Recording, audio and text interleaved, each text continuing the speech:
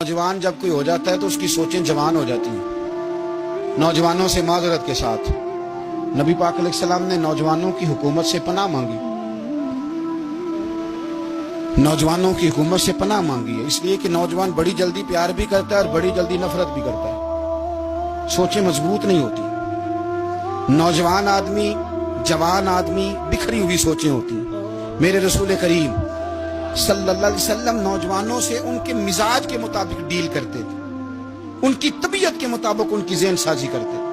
हम ना जवानों को वक्त नहीं देते, हम मुतालबा करते हैं नौजवान से कि वो है नौजवान, बातें बूढ़ों वाली करे। अगर जवानी में बूढ़ों वाली बातें करे तो फिर तो शेख सादी कहते हैं सारे बूढ़े छोड़ के उस नौजवान के पास बैठो, उसके पास फैज ज्यादा है।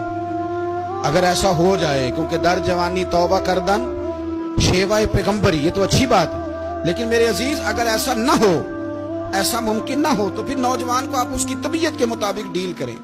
आप उसकी सोच देखें, उसका रवैया देखें, उससे प्यार करें। नबी करीम अलैहिस्सलाम के पास एक नौजवान दाखिल हुआ। अंदर दाखिल होते ही उसने फटाफट एक बात कर दी। कहने लगा या रसूलल्लाह मुझे जिना की इजाजत दे दें। मेरे जज्बात बहुत भटक गए, मैं रोक नहीं सकता।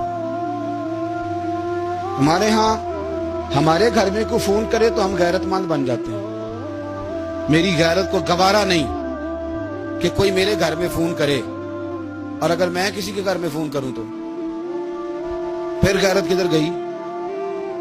फिर भी आप गैरतमंद नहीं साहब, फिर भी आप गैरतमंद नहीं। अगर आप किसी के घर फोन करते हैं तो आप गैरतमंद नहीं, तो याद रखें अगर आप ये हरकत कर रहे हैं तो फिर आपको भी थोड़ा एहसास होना चाहिए ना। नबी करीम सल्लल्लाहु ताला अलैहि वसल्लम से उसने कहा मुझे जिना की इजाजत दे दे। हुजूर फरमाने लगे आगे आ जाओ। हजरत उमर कहते हैं मुझे बड़ा गुस्सा था, मेरा दिल कर रहा था उठूं और 2 थप्पड़ मारूं इसे। तो तरीका है बात करने का। हुजूर ने बुलाया, पास बिठाया, थपकी दी। फरमाया एक बात तो बता, तेरे सवाल का जवाब फिर देता हूं, एक बात तो बता। या रसूल अल्लाह सल्लल्लाहु अलैहि वसल्लम इरशाद फरमाइए। हुजूर फरमाने लगे तू पसंद करता है कि तेरी बहन के साथ कोई जिना करे? पसंद करता है तू कि तेरी बहन के साथ कोई जिना करे? कहने लगा हुजूर मैं बात भी सुनना पसंद नहीं करता। तेरी बेटी के साथ? कहने लगा हुजूर जुबान उसकी खींच लूंगा जो ये बात करेगा।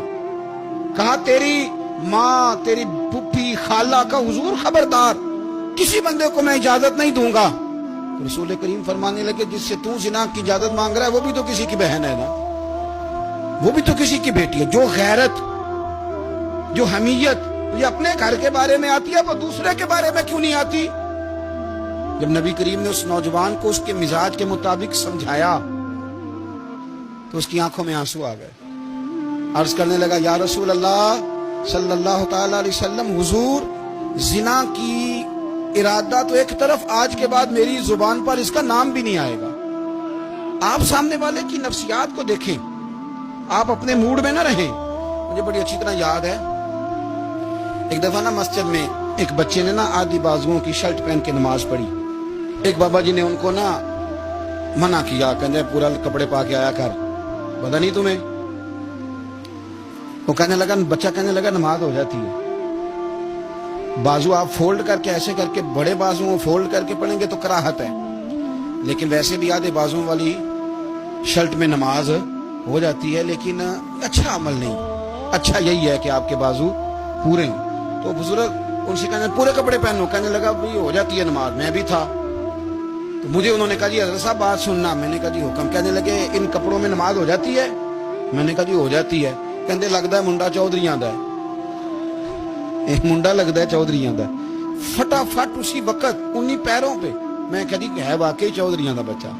लेकिन मसला ये है कि दीन चौधरी के लिए भी वही है और गरीब के लिए भी। तो आप इस बच्चे बेचारे को अंदर आने तो दें, इसको मस्जिद में दाखिल होने दें, इंशाल्लाह कपड़े भी ठीक पहन के आ ही जाएगा। लेकिन हमने तो ज़हन बना लिया है कि हमने अपनी मर्जी के मुताबिक लोगों को काबू करना है। हम लोगों की ज़हन के मुताबिक उतरने को तैयार नहीं, बस सारे मेरे मुताबिक चलें। ये तो बात को पेशवा करेगा, मुक्तदा करेगा, वो भी समझाएगा। रसूल करीम अलैहिस्सलातु सलाम लोगों को जबरन नहीं झुकाते थे, हुजूर दलाइल देते। नौजवान बच्चों को मौका दें, इन्हें समझाएं, इन्हें कायल करें, इनसे प्यार करें, इनकी नफ्सियात को समझें, उसके मुताबिक इनके साथ आप डील करें।